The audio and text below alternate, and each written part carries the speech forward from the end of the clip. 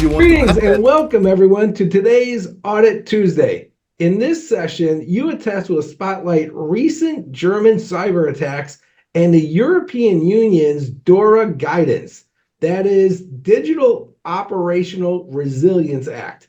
To help explain the subject, we are lucky to have Ralf Mennegatti, a recognized authority in governance, cyber, and compliance. Welcome, Ralf. Hello, Garrett. Nice to meet you and be in this meeting. Thanks. I'm a 25-year professional, experienced guy in the German market, and as a regulatory expert, I manage change for banks and other financial service companies. Yeah, absolutely. And we also have Bill Lauterbach, our director of channels, who works with Ralf. Hello, Bill. Hey, Garrett. Good day. So, hey, Ralf, great for introducing. Yeah, you're an authority, and that's how we got connected. You're authority in all things cyber and compliance, especially around the EU regulations. So let's get started. Ralf, Deutsche Bank just stated that cybercrime is costing Germany alone 148 billion euros every year. Why is Germany experiencing this wave of cyber attacks, and where is it targeted? Well, actually, first of all, Germany is one of the economically most active places, and they go right now through a lot of so-called digital transitions. It was long, let's say, they had a lot of problems to get there, and now since the cloud services have been chosen by large banks, Deutsche Bank is also Commerzbank is also spearheading that movement. Then they are facing new challenges. That means that makes them vulnerable. They are moving all their applications and services onto the cloud. They are open to new threats that they were not used to before. Wow. Yeah, the same bank, Deutsche Bank, also said that German companies were not well prepared for these attacks. In fact, stated 1 in 2 German companies are not secure. Do you agree with this assessment?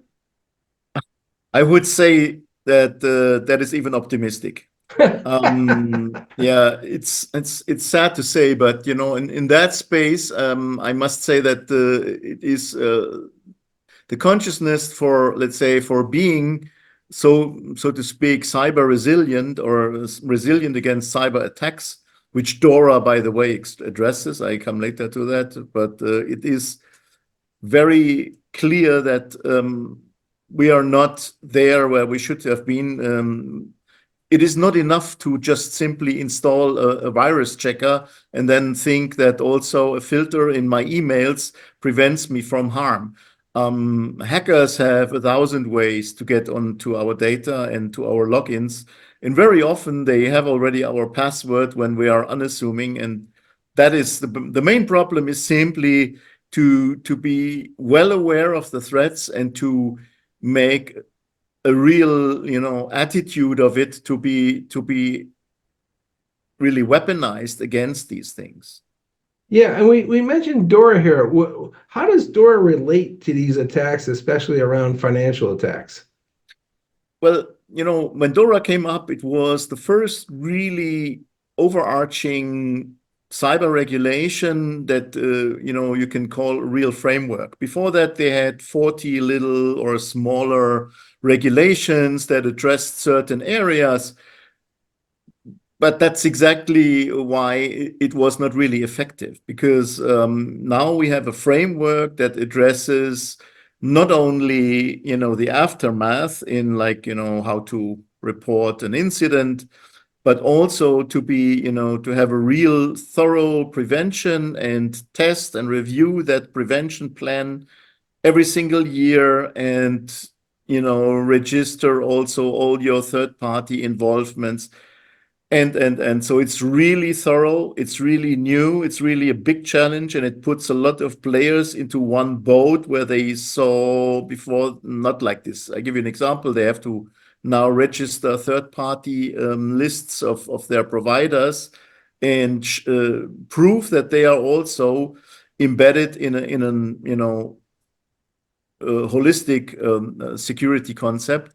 And once they do not fit in these standards, security standards, they're out. So you have to even provide exit plans for companies who would not fulfill the DORA regulations.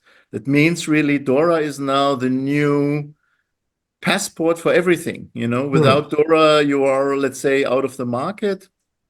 What's one thing, and the other thing is that the European regulators now prove that they can do it, that they can say, okay, we can address everybody and take everybody, it's really at so to speak, at gunpoint, and say you have to be cyber resilient. You have to take care of your business in the right way. We are not in 1920 anymore. You have to really check out and see that that you are aware of all the threats and that you do the, let's say, appropriate measures. Got it. And Bill, that's why you, as our channel director at YouAttest, work with Ralf so closely on our European accounts. Can you help people understand what YouAttest does for identities and identity compliance, especially around EU cyber guidances? Sure. So we are a cloud-based next-gen IGA tool. So we help evaluate all access privileges. We remove ghost and orphan accounts. We enforce the principle of least privilege, and we create the necessary reports, basically the evidence for regulations like EU DORA, ISO 27001, Sarbanes-Oxley, and just go down the list. Perfect. Yeah. So we meet the identity guidances that are stipulated in EU DORA, ISO 27001, and others. Perfect. All right. And we deploy in minutes, not months. Right, Bill? That's correct. I mean, we just did this for Ralf the other week, but in less than 60 minutes, we can have a company up and running user access reviews. It's very simple. Perfect. All right. Sounds like YouAttest and Ralf have the answer. So, Ralf, how can people get a hold of you? Well, actually, that's very easy. I sit in the heart of Europe in Luxembourg, and I have a web page, a telephone number, and everything. So everything's set up. My company is very well connected with financial players in Germany, Luxembourg, and the let's say bordering countries like France and Belgium. Right now my focus is more also on the investment banking and asset management services, but that is only thanks to the fact that Luxembourg is, next to the States, the second biggest asset management market in the world. With respect to fund distribution and let's say also cross-border investment vehicle services. That means, for example, if you want to distribute your funds in Europe, you go to Luxembourg, and from there on you have a hub. You have a lot of hub functionality in services and so on. So that alone shows you that, for example, for products like YouAttest, it is kind of a mecca place, because it is the ideal starting point.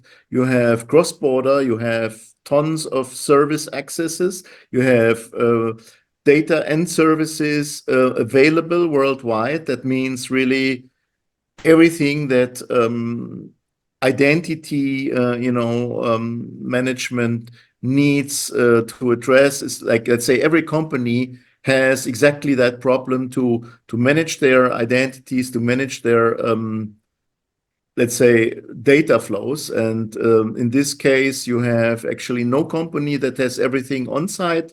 You have mostly, let's say 20 up to 60% of your data are outside of your company. That means really the cross-border and the cross-unit traffic is really high, and so are the systems, and so are then the need for example, YouAttest services. Absolutely. And team, we can get rid of get a contact with all of us. just look up at youattest.com or write us at info@youattest.com, and Bill will work with you and get you situated with Ralph and get you started. Thanks a lot, guys. Thank You're you. welcome.